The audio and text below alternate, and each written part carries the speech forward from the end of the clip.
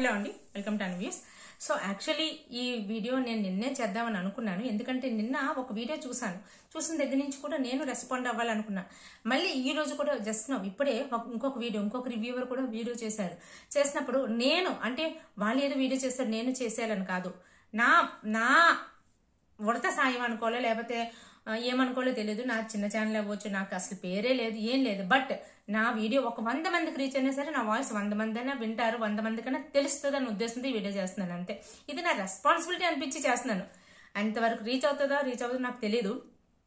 But 100 మంది కాకపోతే ఒక 10 మంది విన్నా సరే 10 మందికి తెలిస్తే ఆ 10 మంది ఇంకొక 10 మందికి చెప్తే చాలు, అంతే. సో దాని గురించి వీడియో చేస్తున్నాను. సో ఫస్ట్ ఆఫ్ ఆల్ దేని గురించి అంటే దిస్ ఈస్ ఫనీ గారి గురించి అండి. సో మీకు ఆల్రెడీ ఈ టైంకి అర్థమైపోయే ఉంటది. మీకు తెలియకపోతే ఈ విషయం చెప్పడానికి చేస్తున్నాను. ఇప్పుడు రివ్యూవర్స్ నేను ఇంతకుముందు ఒక షార్ట్ చేశాను. ఏంటంటే ఒక గ్రూప్ని ఎందుకండి ఇలా టార్గెట్ చేసుకుంటూ వెళ్ళిపోతున్నారు అని చెప్పేసి.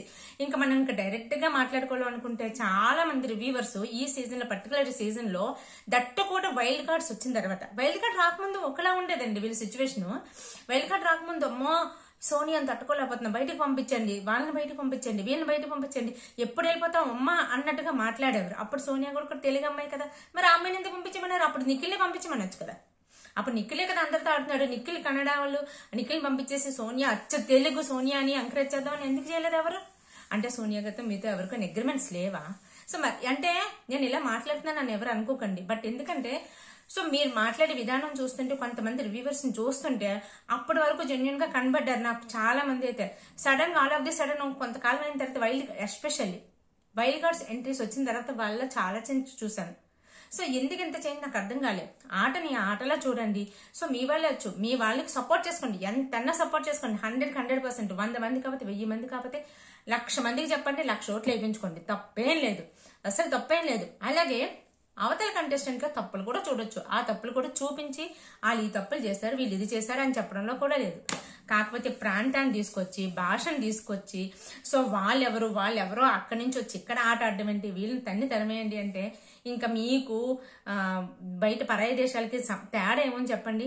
మనం ఎప్పుడు కూడా నార్త్ ఇండియన్స్ గురించి మాట్లాడుకుంటాం, డిస్క్రిమినేట్ చేస్తారు అని చెప్పేసి. మీరు లిటరల్లీ యాజ్ ఎ రివ్యూవర్ చెప్తున్నా, మీరు డిస్క్రిమినేట్ చేస్తున్నారు. ఎక్కడి నుంచో పక్క స్టేట్ నుంచి ఊరుకునే వచ్చేసారండి. నేను పక్క స్టేట్ నుంచి వచ్చి సీరియల్స్ చేసినప్పుడు, సినిమాలు చేసినప్పుడు, అంటే పాన్ ఇండియా మూవీస్ చేసినప్పుడు ఇవన్నీ పర్లేదు, మన ఈ సినిమాలు తీసుకెళ్ళి ఎక్కడైనా సరే రిలీజ్ చేయొచ్చు, వాళ్ళందరూ ఆదరించవచ్చు. కానీ వాళ్ళు ఇక్కడికి వచ్చి ఇది ఒక రియాలిటీ షో, ఇది ఒక సిరీస్, ఇది ఒక రియాలిటీ షో, అది ఎందుకు మర్చిపోతున్నారు?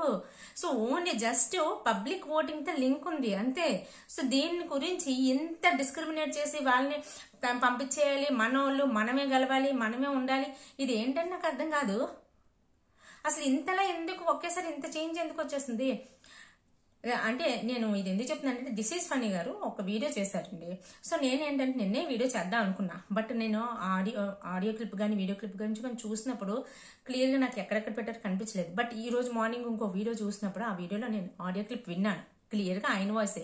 ఒకవేళ అది 100% ఆయన వాయిసే, ఆయన వాయిస్ అయితే మాత్రం ఆయన మాట్లాడింది చాలా తప్పండి. ఇప్పుడు ప్రాంతం అయిపోయింది, లాంగ్వేజెస్ అయిపోయి, కొంతమంది రివ్యూవర్స్ అయితే క్యాస్ట్ల గురించి కూడా మాట్లాడేశారు.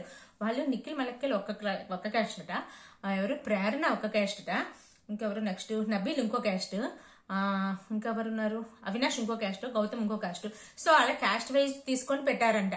సో క్యాస్ట్లు చూసుకుంటూ పెడుతున్నారంట. ఇవన్నీ ఎందుకు మీరు మాట్లాడుతున్నారు నాకు అర్థం కావట్లే. సో ఇదొకటి. ఇంకొకటి ఏంటంటే ఆయన మాట్లాడేది ఏంటి, ఓకే ఆయన క్యాస్ట్, రిలీజియన్స్, లాంగ్వేజెస్ అన్ని మాట్లాడితే ఈయన ఇంకొక 2 అడుగులు ఎక్కువయ్యి ఇండియా గురించి ఒక వర్డ్ బ్యాడ్ గా మాట్లాడారు. నేను చెప్పలేను అన్నమాట. సో ఆ వర్డ్ ఇండియా వరకు ఎందుకు వెళ్ళిపోయారు నాకు అర్థం కావట్లేదు. సో అందుకే నేను ఎందుకు వీడియో చేస్తున్నా అంటే నేను కూడా ఒక ఇండియన్నే. సో ఇండియా గురించి ఇష్టం వచ్చినట్టు మాట్లాడడం అనేది తప్పు. ఇండియాని ఉద్దేశించి అంటే ఇండియా అనే మాట తీసి ఒక బ్యాడ్ గా మాట్లాడడం అనేది చాలా తప్పు.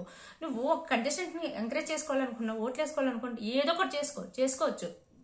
ఎదురు కంటెస్టెంట్లు తప్పులుంటే చెప్పొచ్చు, అదేం తప్పలేదు.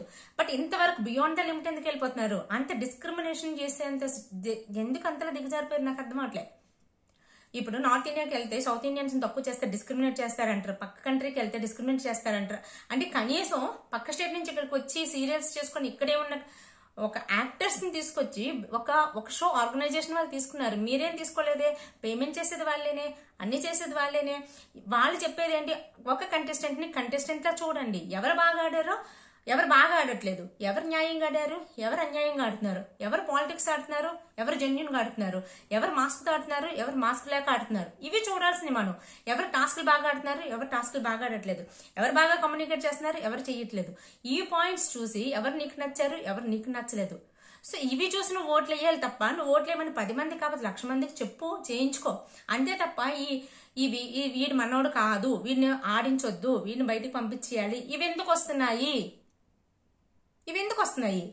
చాలా మంది అంటారు మన తెలుగు వాళ్ళని అక్కడ తీసుకోవట్లేదు కదంటే, ఆర్గనైజేషన్ వాళ్ళని అడగండి. మన ఆర్గనైజేషన్ వాళ్ళకి మనసు పెద్దదేమో, తీసుకున్నారేమో. తీసుకున్నది బానే ఉంది, చేయించుకుంటారు, ఆడుకుంటారు, చేస్తున్నారు. అయినా అందులో వాళ్ళందరూ ఉండిపోయారండి, వెళ్ళిపోయారు కదా వాళ్ళు కూడా. వెళ్ళిపోయినప్పుడు కూడా ఈ మాటలు ఎందుకు వస్తున్నాయి? సరే, అంతగా మన తెలుగు వాళ్ళ మీద ప్రేమే ఉంటే, అంతకుముందు సోనియా గారు వెళ్ళిపోయే వరకు, ఆ సోనియా గారు తెలుగు అమ్మాయి కదా, ఆమె వెళ్ళిపోయే వరకు ఎందుకు ఊరుకున్నారు మీరు? ఆ స్టార్టింగ్ లోనే వీళ్ళని పంపించమనొచ్చు కదా, వీళ్ళని వెళ్ళిపోమని చెప్పాలి కదా. సో అప్పుడు మరి సోనియా గారు తెలుగు కదా, అభినవీన్ తెలుగు కదా, ఎంతమంది తెలుగు వాళ్ళు వచ్చి వెళ్ళిపోయారు? మరి నబీల్ని ఎందుకు ఎంకరేజ్ చేయట్లేదు మీరు? నబీల్ మన తెలుగు అతనే కదా, మన స్టేట్ అతనే కదా, పోనీ మన స్టేట్ అతనే కదా, నబీల్ని ఎందుకు తప్పు చూస్తున్నారు? విష్ణుప్రియని ఎందుకు తప్పు? విష్ణుప్రియ క్లియర్ కట్ గా హిందూ, తెలుగు అన్నీ కదా, విష్ణుప్రియని ఎందుకు చేస్తున్నారు? సో ఇక్కడ మనం అర్థం చేసుకోవాల్సింది ఏంటి అంటే, ఈ సో కాల్డ్ రివ్యూవర్స్ ఏంటంటే, వాళ్ళు అనుకున్న కంటెస్టెంట్స్ వైల్డ్ కార్డ్ రూపంలో వచ్చారండి. వాళ్ళని గెలిపించాలి అంటే ఒక ప్రాంతమనో, ఒక లాంగ్వేజ్ అనో ముద్రేసి వాళ్ళకి ఓట్లు పడకుండా చెయ్యాలి. అప్పుడే వీళ్ళు హైలైట్ అవుతారు. సో అలా వాళ్ళని తగ్గించినప్పుడు వీళ్ళకి ఏంటది, మనకి లోకల్ ఫీలింగ్ వచ్చి లోకల్ ఓట్లు పడతాయి. సో వీళ్ళకి ఓట్లు పడడం కోసం వాళ్ళని దిగజారేటట్టు చెయ్యడం. సో అది వీళ్ళు అనుకున్న సోకాల్డ్ కంటెస్టెంట్స్ కి నెగిటివ్ అని ఎందుకు అబ్జర్వ్ చేయట్లేదు నాకు తెలియట్లేదు. ఇదే తెలుగు ప్రాంతీయ ప్రేమ, అభిమానం ఉన్నప్పుడు స్టార్టింగ్ లోనే మన తెలుగు వాళ్ళు చాలా మంది పోయారు. అప్పుడు మీకు బాధ అనిపించలేదే? బెజవాడ బేబక్ పోయినప్పుడు బాధ అనిపించలేదా? సోనియా గారు పోయినప్పుడు బాధ అనిపించలేదా? అభినవని వెళ్ళిపించినప్పుడు ఈ వాయిస్లన్నీ ఎక్కడికి వెళ్ళిపోయాయి? ఇంకా చాలా మంది తెలుగు వాళ్ళే వెళ్ళిపోయారు. అప్పుడు మీ వాయిస్లన్నీ ఏమయ్యాయి? ఇప్పుడు సడన్ గా తెలుగు ప్రాంతీయ అభిమానం ఎక్కడి నుంచి వచ్చేసింది? దిస్ ఈజ్ ఫనీ గారు అయితే ఎన్నింటికి ముంచి ఇండియా పిచ్చిగా మాట్లాడి ఓట్లు వేయండి చాలు, పలానా గౌతమ్కి ఓట్లు వేయండి, పలానా నిఖిల్కి వేయక్కర్లేదు, వాడు మన తెలుగోడే కానే కాదు, అవతల నుంచి కూడా ఓట్లు పడుతున్నాయి, సో మనం గెలిపించుకోవాలండి. ఎందుకు అది? అంటే గౌతమ్ కృష్ణకి టాలెంట్ లేదా? గౌతమ్ కృష్ణని ఎవరు ఇష్టపడట్లేదా? గౌతమ్ తను విన్నర్ సాధించుకోలేడా? సో మీరు ఆ విధంగా గౌతమ్లో ఉన్న పాజిటివ్ పాయింట్స్ అని చెప్పి ఓటు ఏమనండి, ఖచ్చితంగా వేస్తారు.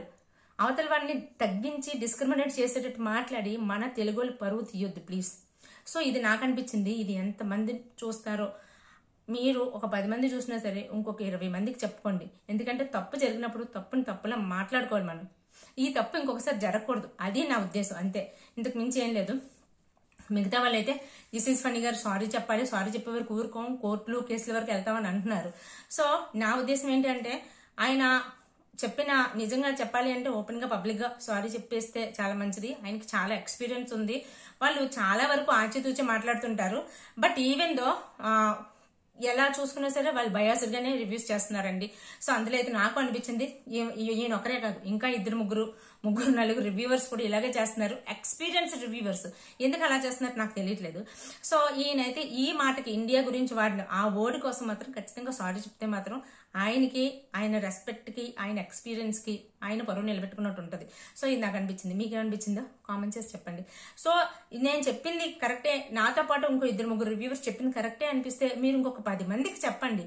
ఎందుకంటే ఈ విషయం మనం ఆటలో చూసే విధానాన్ని పక్కన పెట్టేసి ఒక సీరియస్ రూట్ వైపు వెళ్ళిపోతుంది సిచ్యువేషన్, సినారియో అంతా. అలా కావాలనే తీసుకెళ్తున్నారు.